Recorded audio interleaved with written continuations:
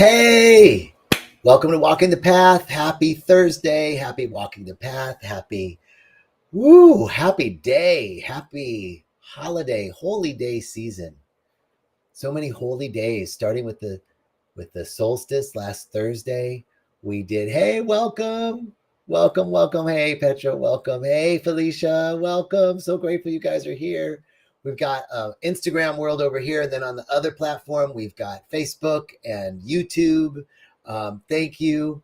Hey, great. Thank you all for joining. And happy day. Today is Thursday. We're heading towards, hey, brother, what's up? Good to see you. We're heading towards the new year. And today, I really want to talk about belonging because so many of us can feel, well, I'm going to speak for myself, a feeling of not belonging. A feeling of not belonging can be prevalent at this time of year and really in our daily lives. So first of all, I want to just speak a little bit about Rythmia. Rythmia is a life advancement center in Guanacaste, Costa Rica. Rythmia is closed this week.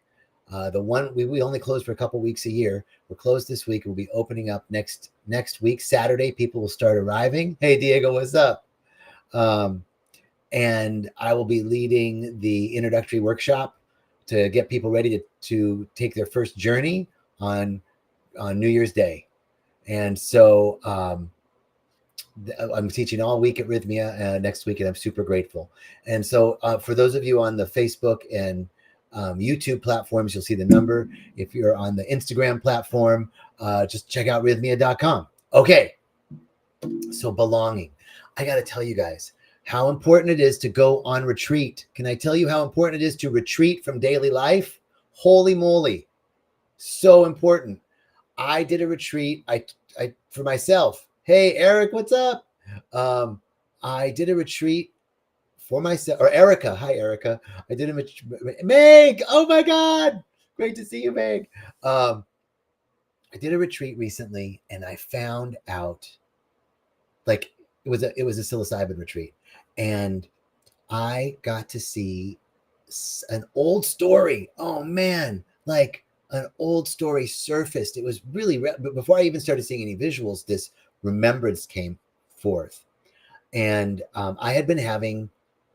And it was around belonging and fitting in, right? Like I thought I handled all that, right? I've done enough plant medicine, done enough meditation, done enough yoga, done enough introspection, done enough journaling on this path for a while, and bam, something deep and fundamental, a core wounding that had not been healed. And I actually went back and looked in my journals from a year or two ago, and I was still working with the Parashakti. Oh my God, I can't believe it's like all home week, man. Oh my God, hey everybody. Okay, so I had gone back in my old journals and I've been talking about journaling. I journaled about belonging for years. So a deep, like we could be working on these things and come to a place, and then it's almost like when we're stretching a muscle and you're like stretching it, and then something releases and it, oh wow. I mean, I had been stretching it, but something released and it just went, whoa, no, that's stretching. That's what happened. So I want to share with you guys this very personal story. Are you ready? In Spanish, when you're going to tell somebody some gossip, you go, cállate, like, shut up. Like, shut the fuck up. I'm going to tell you something, girl. Okay, cállate. Okay, so I'm going to, cállate. I'm going to tell you something about me. So I have been having these dreams about my family business. I grew up in Tucson, Arizona, and hi, love. I can't wait to see you too, Parashakti. Okay, I'm not going to get distracted. So I grew up in Tucson, Arizona, and my family had a restaurant. You know, like, have you ever seen My Big Fat Greek Wedding? It was my big fat Lebanese, family restaurant. That's basically what it was. And I grew up in the restaurant, and we were one of the older family businesses in town. There was another family business that was older, and I grew up very comfortable, right? Life was good. I never wanted for anything. Hey, what's up? Thank you. Miss you too. I never, I had a very nice middle class childhood, and always had my needs taken care of. But so, when your family owns a business, there's some, there can be some, like, I remember, okay, let me just get to it. So I remember being like 7 or 8, and we had remodeled. They did a big remodel of the restaurant. It had been there for years, and they did a huge remodel, and they took out a loan. And then there was like a balloon payment for the loan that was coming up. And I just remember overhearing talk about the balloon payment. Well, I don't know the truth of it. I mean, they might have just been talking about, okay, this payment's due. But in my mind, it was something to worry about. So I took on some worry about that. And I remembered, this feeling of worry about this balloon payment. And then, we, on my mom's side of the family, our cousins were pretty wealthy compared to what we were. And there was always, this talk about really anybody. It was like, well, if I had their money, or even people in the community, well, if we had their money, it'd be all right. Like, there was this talk about other people being more affluent than we were. And we were affluent, it was very, very nice family, childhood, home, beautiful, right? But there was this old story. And I started putting these things together in the same together, why I had these dreams of this family business that no longer exists. And why I haven't worked at that restaurant for 25 years, and I'm having these dreams about it. And then I go to plant medicine ceremony, and all of these little fragments of memory of a story that I made up about not being about comparison, fundamental comparison to another side, to the other old family business in town, to the bank, right? Other businesses, what other family businesses were, these ideas of my family, my own family's story about how other people were more affluent than we were. And that we couldn't do things because, like, oh, well, if I had their money, I would be able to do that. But, or it must be nice, go to Europe. I mean, if I had their money, that was kind of like a theme. And so here I am many, many, many, many years later, and in plant medicine ceremony, all of these little fragments of what a 7 or 8-year-old boy heard, and the internalized story that we were kind of second best or not as good as. And that outpictured for me also as not being part of the cool kids, like they're just hipper, cooler, more money. Now, this is what a little kid thinks, right? And belonging, I had this sense of, as I shared with you in the beginning, in my earlier journals, I could see for the last couple of years, there's a theme of journaling around belonging and feeling like I don't belong. And Corey's like, you're super cool. Fuck yeah, Corey, I agree. Right. But that was like, it was this realization of an old story that wasn't true. That's the thing. It wasn't true, but I internalized it as a little kid, and it was still in there. It was still, and this is why going on retreats, continuing to bring your observations, awareness to what your stories are. I mean, apparently I was aware of this for a long time, but I couldn't see the blind spot, which was I had a belief that I wasn't as good as these other people, whether it was other family members or other business people or other people in school. And I internalized that, and it was deep within me. And so there was a sense of, I knew that I belonged. I knew that everywhere I went, like, people genuinely are happy to see me. I'm generally not the person that people are like, oh, look, let's go, he's here. I'm well received. It didn't matter. That's the point, is when somebody comes to you in their life and say, I feel like a second best, you go, oh my God, no, you're amazing and you're so great. And it doesn't matter what you say to them. They can't hear it because there's this internalized story so deep inside They don't even know what it is. And that's what it was for me. I knew there was a sense of not belonging. I knew that I wasn't part of the cool kids. I had a sense that I wasn't part of the cool kids. And guess what? Those limiting stories, those limiting beliefs that were undistinguished. Hey, Jan, thank you so much. Jan goes, I could listen to you all day. Girl, I could listen to me all day too. Okay. Okay. So those limiting beliefs, those limiting stories are so deeply ingrained within us that the reality of our experience, our state of mind creates our reality. And so I was creating an experience of not being part of the cool kids. I was limiting myself. And this also came up in this retreat, because the retreat was a gay retreat. Okay. It was a gay retreat for gay men, male identified GBTQ, and psilocybin, and at the Jungle Neighborhood, which is this cool retreat center in Costa Rica. And I went, and it was a spiritual retreat, but it was all gay men. So there were moments in the retreat, there were moments in the retreat where we were all cuddling. Like there were like 10 of us on this big mat, and all these gay men cuddling. And then dig this. There's a moment I was like kind of in there, and then somebody got up, the person next to me got up to leave. And I was like, in my head, like, do I move over?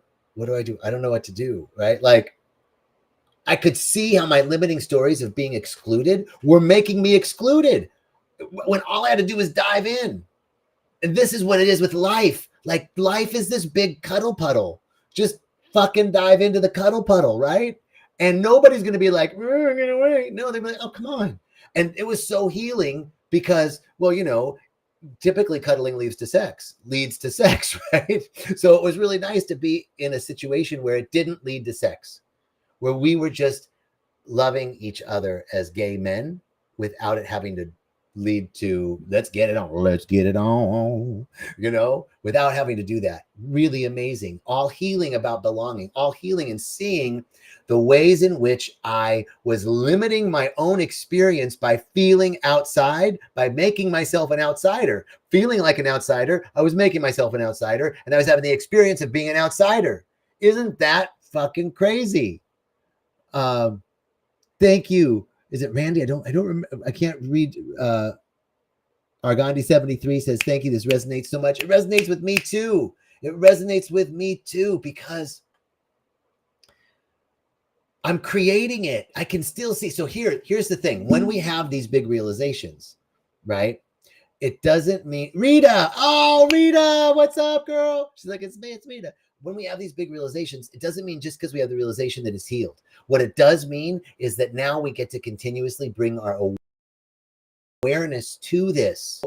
These feelings of not belonging, of not being part of the cool kids, of being second best, still come up. I get to identify them now and say that program is no longer valid.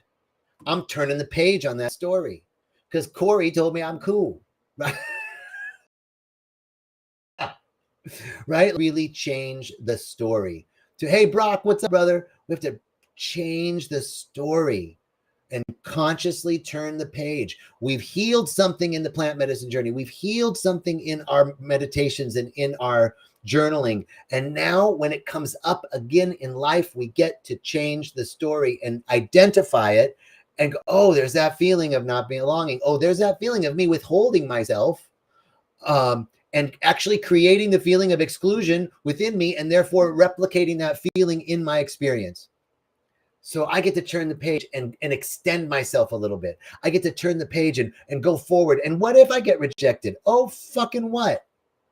Oh, big fucking deal. They don't know what they're missing because I'm cool.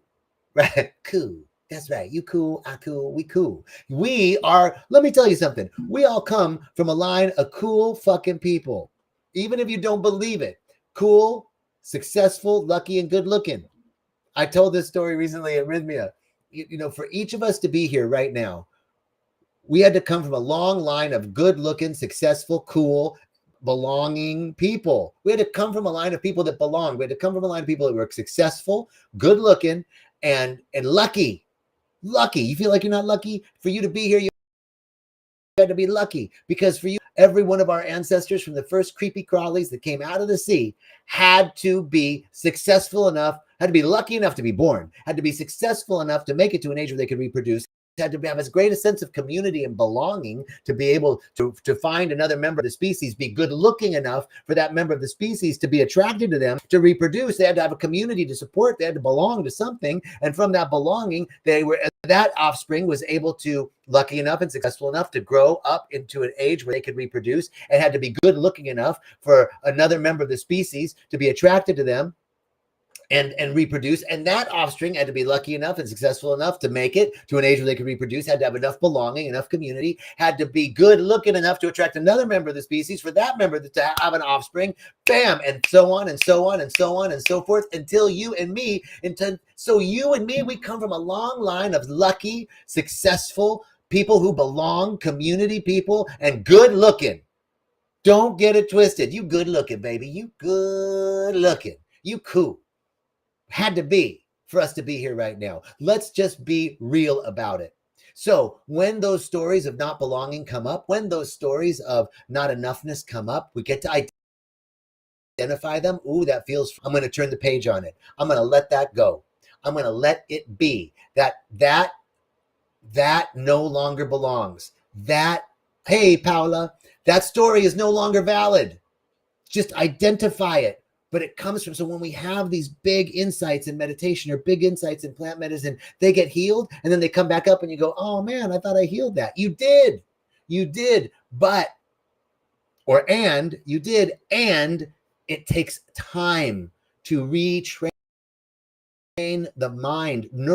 It takes a little bit of time for us to retool, to choose another pathway. I have to keep choosing until the old pathway becomes overgrown and the new pathway is the preferred pathway. It takes time. We have to choose over and over again. So let's just remember, you belong. You belong. You belong. You belong to you. You belong to God. You belong because, you know what Zora Neale Hurston said? Wherever I go, I belong because I'm there. Zora Neale Hurston was a Harlem Renaissance author who could have had, for a lot of reasons, a sense of not belonging. Okay? So wherever you go, you belong because you're there. Bam! Just walk in with that. I'm going to walk in with that. Wherever I belong because I'm there. Guess what? Cool kids, over here because I'm one of the cool kids. Guess what? Second best? I don't even know what second best is because there's no comparison to me. You're incomparable. I'm incomparable. There's no comparison. So second best, first best, there's just me. And there's just you. And you are cherished by the whole. But guess what? So am I. We're loved and adored and cherished by the whole. No comparison. No first best, no second best, no third best. It's about me being incomparable. I just thought of this, in the United States, people are like, everybody gets the prize. There's no award for, competition. Well, no, it's like people are trying to teach a kid's healthy egos that there's no comparison. You're incomparable, just as you are, just as I am. We belong. We're enough, just as we are, just as I am. I'm not superior. I'm not inferior. I'm not even equal. I'm incomparable.